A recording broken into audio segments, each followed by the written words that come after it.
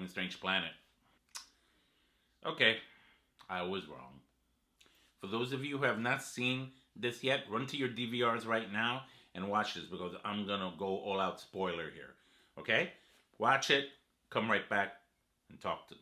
Carl Grimes met his untimely end in the season 8B premiere of The Walking Dead this past Sunday.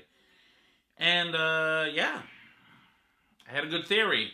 For those of you who don't know what my theory was, I'll put the link below. But in summary, real quick, he was bit in the same area he got shot at in season 2. So I was hoping that area was so damaged that wasn't really gonna kill him. I thought it was just gonna make him a little sick, and then he was fine, or whatever. But I get it. He didn't look like a boy anymore. Let's be real. I'm gonna be real with you. The reason why they eliminated his character was because he grew up. You know, he doesn't look like that little kid that we knew 8 years ago when the series first debuted. I mean, you know, in the comic books, he's still that boy. You know, he doesn't look that mature yet. You know what I'm saying? So they got him. You know, he outgrew his role essentially, based on what I'm seeing. So I presume, the writers of the show decided to do was to try to take the show into another different direction. Admittingly, it's a direction I'm not happy with. Didn't want Chandler Riggs, who plays Carl in The Walking Dead, to go. I'm sure it wasn't a decision that a lot of people were not happy about. There's so much buzz in the internet about, oh, this is the end of The Walking Dead. It's over. The whole show is going to go to kaput. People have been saying that for seasons now. It's still here. And you know what? In spite of my disappointment, in spite of how the debut, the episode 9, which I believe was called Honor, did this and carried it out. I mean, this was long and drawn out. The whole episode was like back and forth with Carl, Rick, and Michonne, like, you know, being with him. He was saying his goodbyes to Judith. He was saying, you know, and of course, a lot of people like cried. You know, I got a little misty-eyed myself with the Judith thing, but to be honest with you, it didn't really affect me the way it affected the death of Glenn. You know, Abraham, yeah, it bothered me too, but Glenn was also there from the beginning, so I had more of a, understanding of him. And I think it didn't affect me as much as because we've been waiting 3 months for it. As it got closer to the mid-season premiere, I kind of knew I was wrong. Anyway, it's not like I really expected it to that extent that I was very clear. However, as a Walking Dead fan, I intend on sticking through this to the very end. I don't care how bad the show gets. My fear of this series is that that the entire show they're gonna wrap it up quick, and it's gonna be left unfulfilled. Like, it's gonna be like, ugh, really? You know? Like, I hate that. You know, quite a couple of series have given a bad send off that made me that left a bad taste in my mouth. True Blood was one such one. The Get Down was another one on Netflix. So it's kind of like this whole, okay, let's wrap it up real quick. I really hope that the writers are good enough to not do that to this series. This is my all-time favorite series ever. You know, a lot of people disagree. A lot of people think it sucks.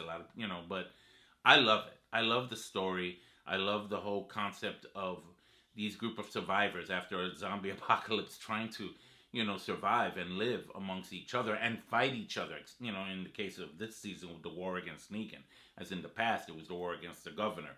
So now we're talking about a whole new outlook. And now with Carl gone, it makes for a bittersweet end.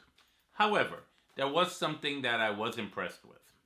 The dream sequence that we saw in the first episode back in October with Old Man Rick with the beard and Michonne and even Carl real quick zipped by and all that.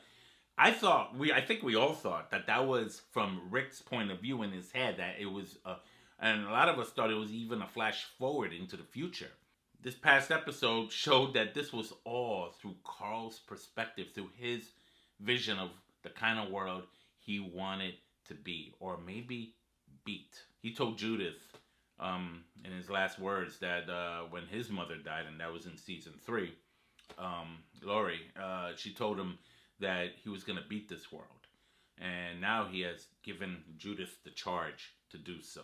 And he gave her his hat. I thought that was pretty deep and pretty cool. The whole dream was... And you know what's funny about that dream? At the end of that, you even see Negan picking strawberries. I can't. Even with Negan, I think Carl had a little bit of a soft spot for him. In spite of everything he's done, who he's killed, and everything... It's like, I don't know, they did have a kind of bond that kind of developed throughout season 7 and stuff like that, where, you know, Negan really liked him. I don't even think he was really going to kill him with the bat at the end of season 7.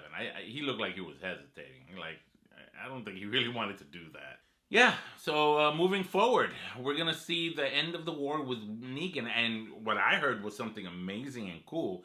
We're going to watch the last episode of season 8 of The Walking Dead at the end of April. And then right after that, literally right after that, we're going to see episode 1 of season 4 of Fear the Walking Dead. I think that's great. I'm going to be busy that night. That's going to be like, oh, because I love Fear the Walking Dead too. I've grown to love the characters there. And of course, we all know of the crossover, Morgan. And I think I'm starting to get a sense of why Morgan feels he needed to leave. Because you see him starting to really go...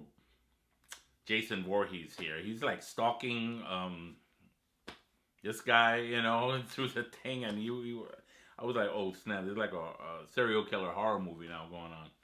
Forget the zombies. Poor Gavin met his end as well, and you know, and it wasn't even at Morgan's hand.